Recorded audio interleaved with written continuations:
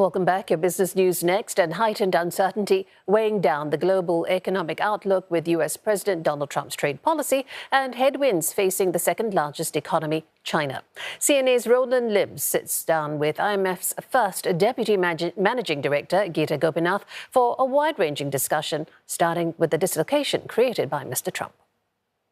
So if you look at the U.S. effective tariff rate, it has moved around quite a bit. So at the start of this year, before the recent round of tariffs, it was 2.5%. Then April 2nd, it shot up to around 25%, which is what the highest has been in 100 years. And then recently, because of a lot of the negotiations and the pauses, we're now more in the 13% to 15% range. That's still much higher than the 2.5%, which is why it has real consequences for the world. I think countries are affected in multiple ways. The U.S. obviously is affected through both, weakening output. We downgraded growth in the U.S. Quite significantly in the last round in April. But it's not just that the growth is weakening, but because they are the countries imposing the tariff, the pass-through into inflation could be high. And we may see higher inflation in the U.S. going forward than what we have seen so far. For most other countries in the world, on the other hand, inflation, it's not an inflationary shock. It's tending to be a more disinflationary shock because of weaker demand for their economies. But again, we'll have to wait and see how this plays out. There's very high levels of uncertainty, and this high level of uncertainty affects investment. In terms of global supply chains shifting, we've seen already changes in that space over the past few years. We are seeing geopolitical considerations being a bigger factor in who trades with whom. We saw the emergence of connector countries, with countries like Vietnam, for instance. A lot of trade from China not going directly to the U.S., but going through Vietnam.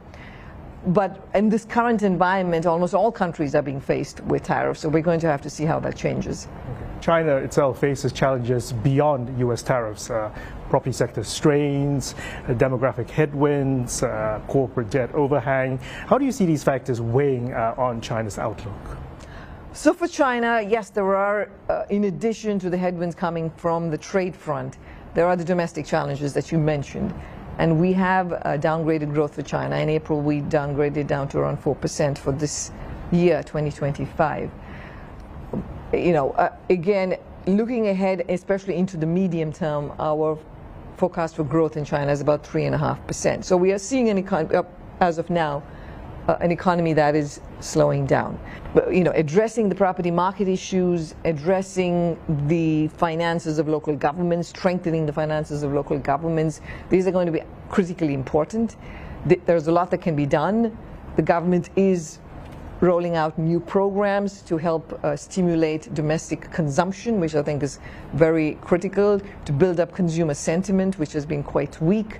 All of that can help, and more that's done on that front in terms of providing a stronger social safety net so that you have more domestic demand-driven growth for China would be very helpful, not just for China, but for the world too. And how would that spillover affect the other neighboring countries around it?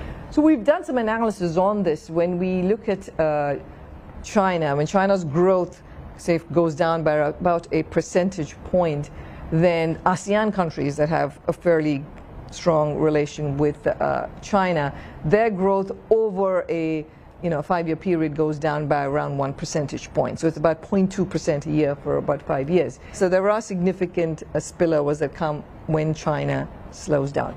Now, what we're seeing in addition right now is that as China's trade with the U.S. is dropping quite significantly, its trade is getting rerouted a lot to ASEAN region, other regions in Asia, and also to Europe.